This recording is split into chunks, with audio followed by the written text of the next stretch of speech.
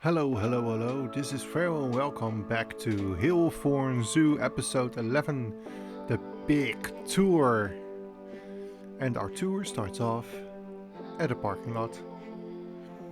I really was happy with how this turned out. The parking lot made the zoo sit in a real landscape, made it feel real. As you can see, the whole zoo has now a border. And we're gonna follow the people in to Halethorne Zoo itself. We're walking towards the entrance. I went for a modern entrance with glass and wood and a little nature waterfall thingy in the middle. I used two info stands as the ticket booths. And yeah, that works. It looks like the people are buying their tickets before entering the zoo, which basically in the game they don't have to do, but it feels good. Here we have the ticket booths, also with modern glass on top of it. And of course the souvenir shop, where people can buy their souvenirs and sponsor Halethorne Zoo. In the background here we see the night house and the entrance. The entrance starts with the cold grey stone. I wanted this area to look a bit like a stone sea area, so to say. I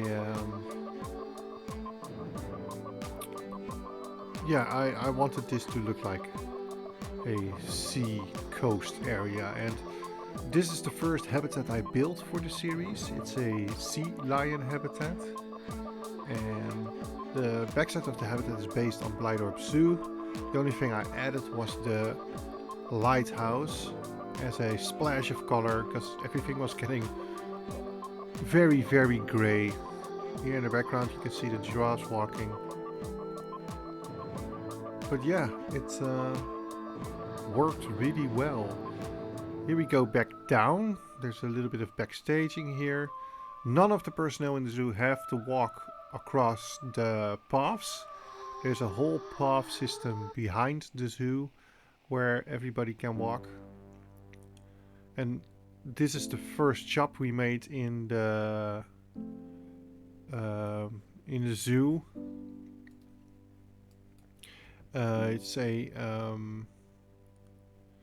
It's based on British seaside houses, and also there's a little British seaside house at the side of the little penguin habitat, with a waterfall feature in there. Just happy blue penguins. Here you can see a bit of the backstaging I made, which is the backstage for the polar bear habitat, which we are walking to now. I love you.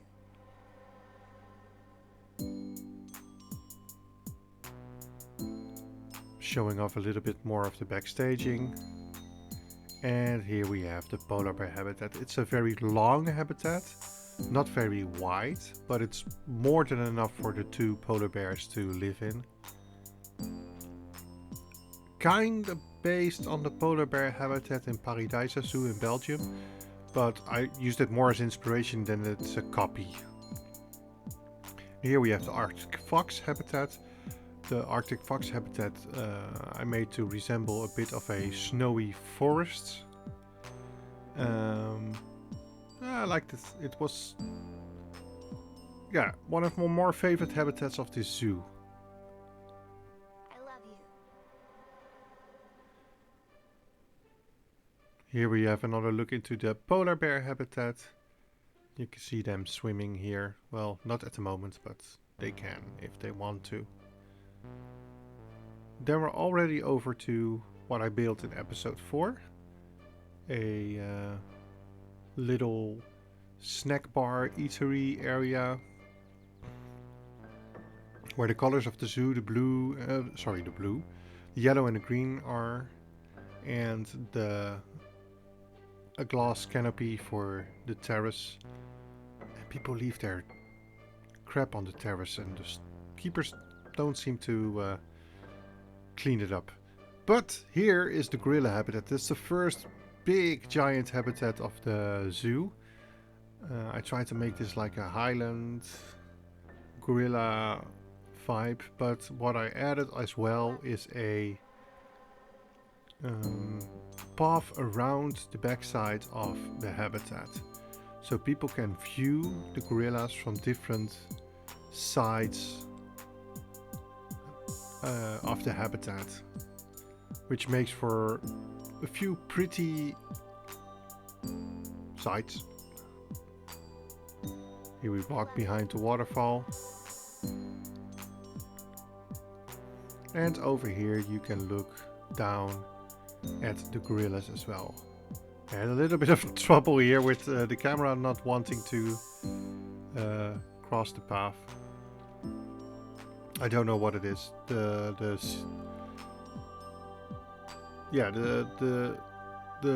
Explorer camera didn't want to go across the path. I have no idea why. I'm keeping it in. This is one for the blooper reel. And then I tried to put it down again over here, and I still was stuck. Oh no, I got the wrong camera. Explorer camera, I tried to put it over there, and I was still stuck. Just didn't want to move on. I have no idea why. I hope this is entertaining. A minute of me fumbling around with cameras. But eventually I put myself over here, and now it worked again. Here you can look into the habitat of the gorillas. Now I had a rough time getting the gorilla habitat blended in with the rest of the zoo, but eventually it worked. And here's a few more look-throughs. Windows where you can watch the habitat of the gorillas.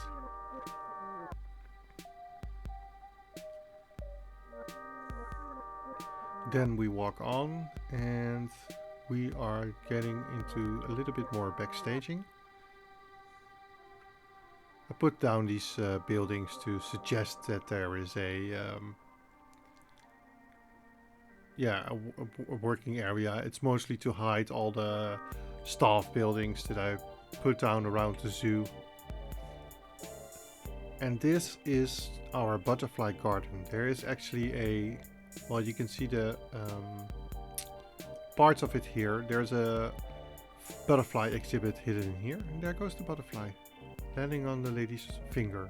I think that's the first time ever I saw that animation. So yeah, there it goes. A great demonstration of the butterfly habitat. I'm really happy with that. Behind there you now can see the big waterfall and the way the gorilla habitat now is blended into the zoo, and it works really well. We'll get back to that waterfall and the exhibit on the right at a later moment. We're still caught up in episode 5. And over here we can see the outside of the reptile house, where the Galapagos turtles are.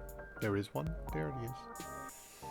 And we now go over to the entrance of the butterfly house.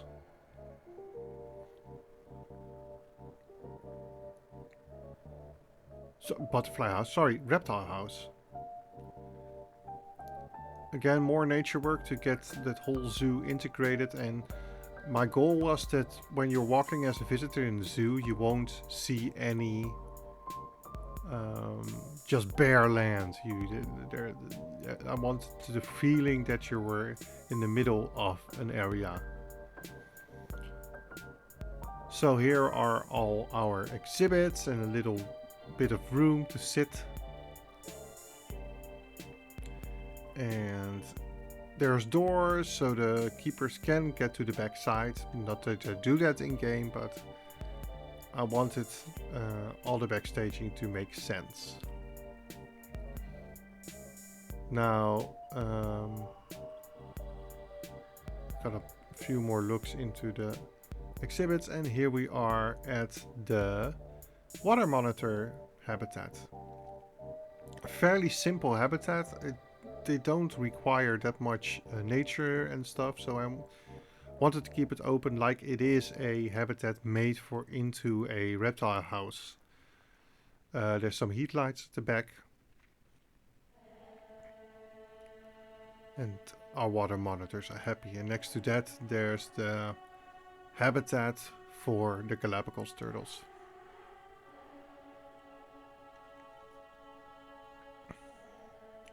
Now over to episode 6 or 6 I think. For the jaguar habitat. Now the jaguar habitat I made so that the cats can walk over the path. The path runs through the middle of the habitat, and you can observe the jaguars while they are walking over you. However, when I was recording this, no jaguars were found. I have no idea where they were at the moment. But yeah, I made this like South American temple structure out of it, just to make it all a bit more fitting. I was done with all the supernatural habitats, and I wanted a bit more of a theming to the habitats. So yeah, that's what I did here.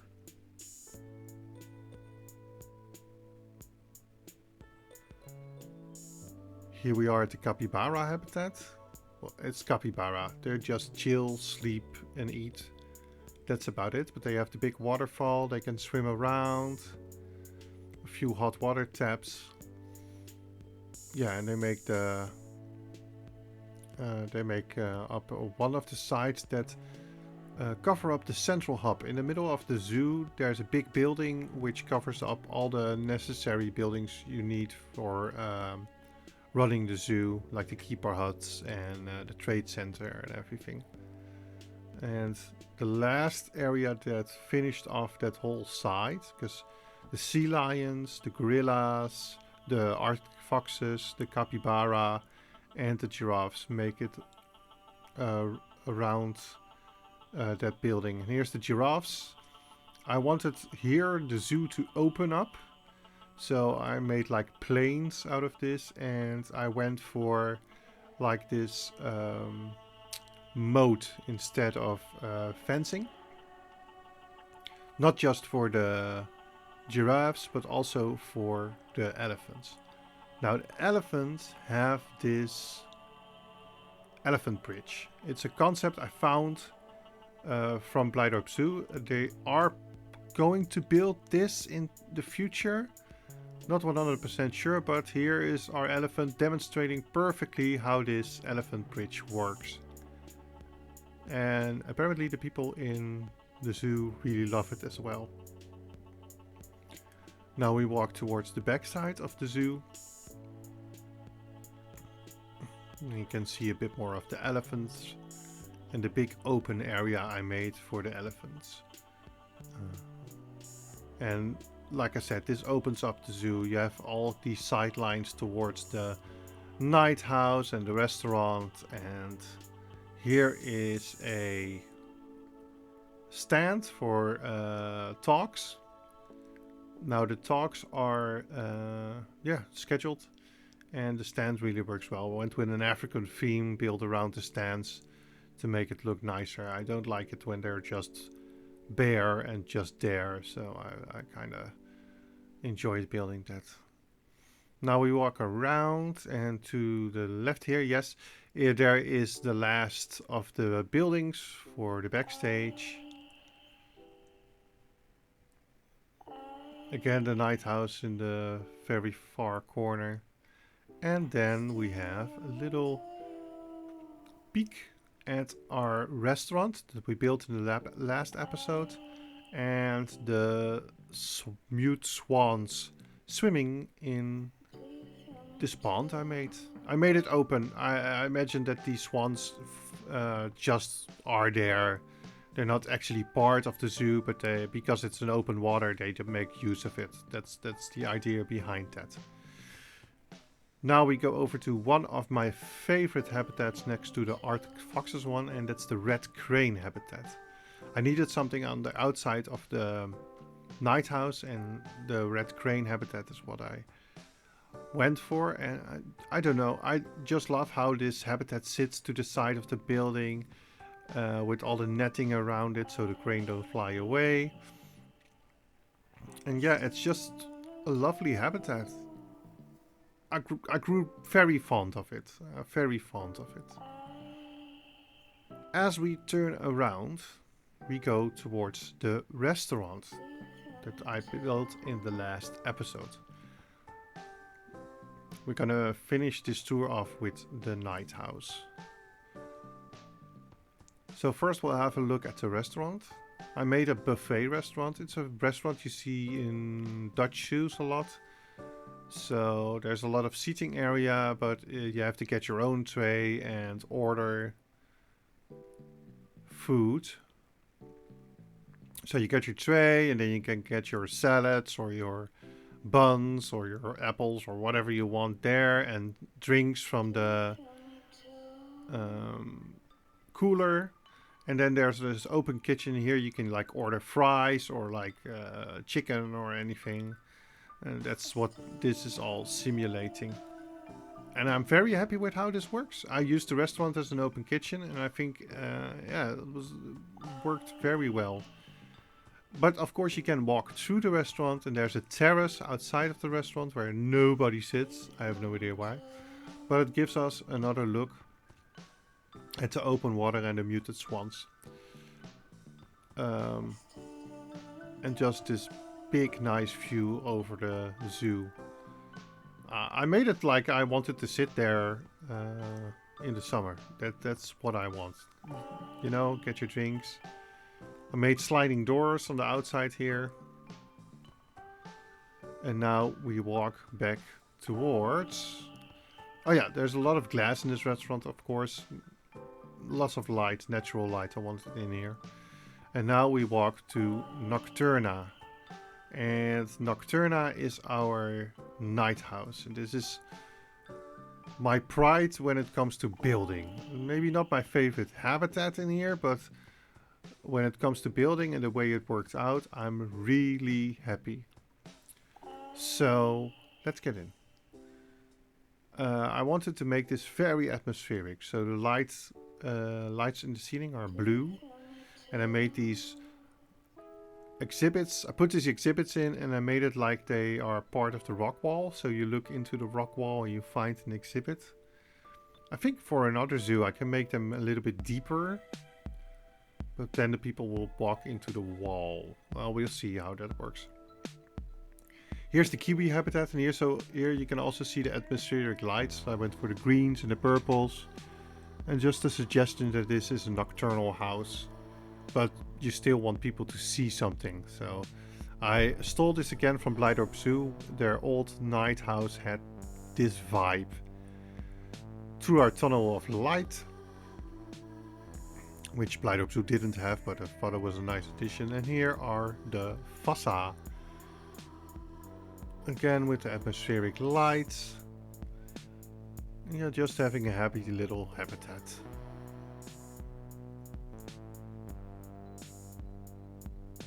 I think I'm looking for the Vassa and I couldn't find them. Yeah, here you can see the roof. It also has all these beams where the lights are connected to. Just to get that added little added realism. And more look through exhibits.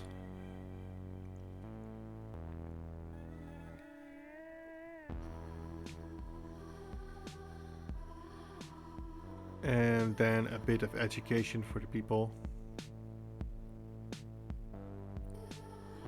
And then into the bat cave. The end of our night house. The flying foxes are in here. Just a big area where they can fly around free. Again, stolen from Blijdorp Zoo. They used to have like this big bat cave that you could go in and the beds would fly around. Also, their night house used to have like one bed that was just hanging there all the time. I think it was a flying fox. And now we're out of the zoo again. And basically, this is a tour around the whole zoo. And I'm really happy with how this turned out. And I'm really happy with all the support during the series. And we're building a new series, a new zoo, in a Victorian zoo. And I really hope you guys are up for that too. Episode 1 is coming in a few weeks. So I hope you will enjoy that. And for now, I'm just saying bye bye.